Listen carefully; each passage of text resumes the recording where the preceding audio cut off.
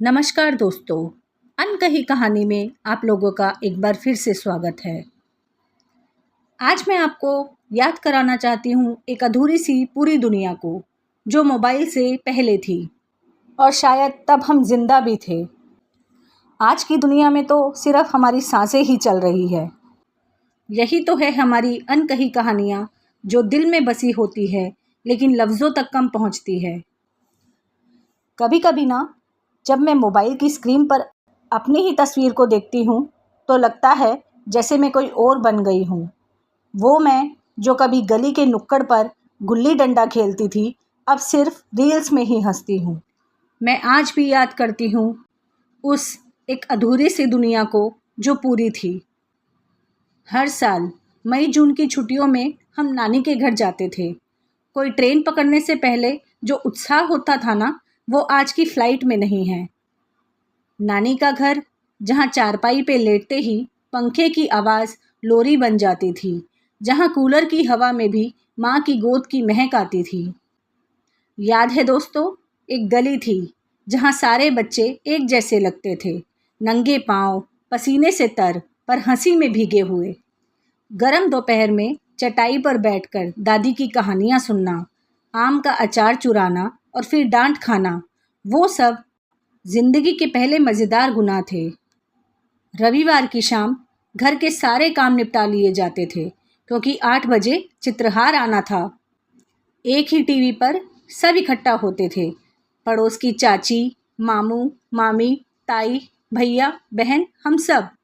TV हमारा black and white था, पर उसमें रंगों से ज़्यादा भावनाएं थी। राजेश खन्ना जब मेरे सपनों की रानी गाता था तो चाची मुस्कुरा कर कहती थी, देखा, ऐसे ही गाने चाहिए आजकल के लड़कों को।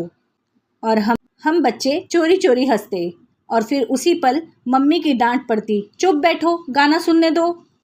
और हाँ, याद है, फ़ोन की बात तो दूर, लैंडलाइन भी किसी के घर में बहुत कम होता था। तब घरों में लैंडलाइन भी नहीं होते थे, पर सबको पता होता था किस दिन कौन सा चिट्ठी आने वाला है। दादी को हर इतवार उनके बेटे का खत मिलता और वो खत पढ़ते वक्त उनकी आंखें भर जाती थी। एक बार चिट्ठी आई थी, अगली गर्मी में ज़रूर आऊँगा। और फिर दादी उस दिन से अपने पुराने चश्मे से तारीखें गिनने लगी। और आजकल फ़ोन है, वीडियो कॉल है, लेकिन वो इंतज़ार कहाँ है। और हम बच्चों की तो बात ही अलग थी।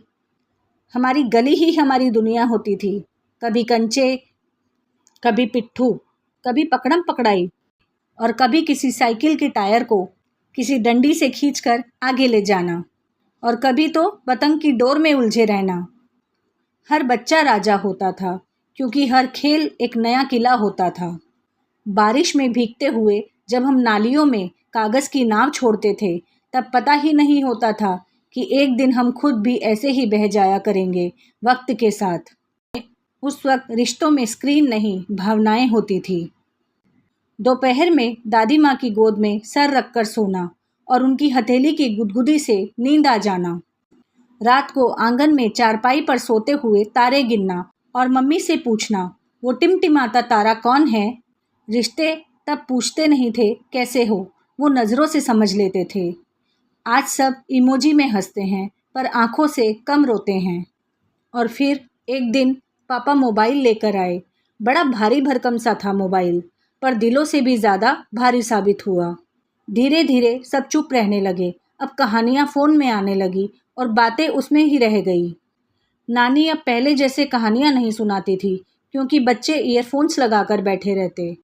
जो बच्चे गली में खेलते थे, अब वो फ्री फायर में फंस गया था और रिश्ते सिर्फ व्हाट्सएप ग्रुप में रहने लगे। काश एक दिन हम सब एक दोपहर के लिए ही सही वापस चल सके उस मोबाइल से पहले वाली दुनिया में, जहाँ तस्वीरें खिंचती नहीं थी, बस याद रह जाती थी। जहाँ आवाज़ें रिकॉर्ड नहीं होती थी, पर दिल में गूंजती थी। जहाँ हर रिश्ता ऑफलाइन होता था, पर दिल से जुड़ा होता था। अगर आपकी भी कोई ऐसी अधूरी सी याद है, तो उसे दिल में मत रखिए, हमें ज़रूर सुनाइए। क्योंकि कुछ कहानियाँ सिर्फ बताने के लिए नहीं होती, बल्कि दोबारा जीने के लिए होती है। और ऐसी ही तो थी हमारी अनकही कहानी, जो हर किसी के बचपन में कहीं ना कहीं छुपी होती है। मुझे पूरा यकीन है इस कहानी को सुनने के बाद आप भी अपने बचपन में लौट गए होंगे। आपकी आंखों के आगे भी आपका बचपन आ गया होगा। तो ऐसी ही अनकही कहानियाँ सुनने के लिए हमारा चैनल सब्सक्राइब करना ना भूलें। धन्यवाद।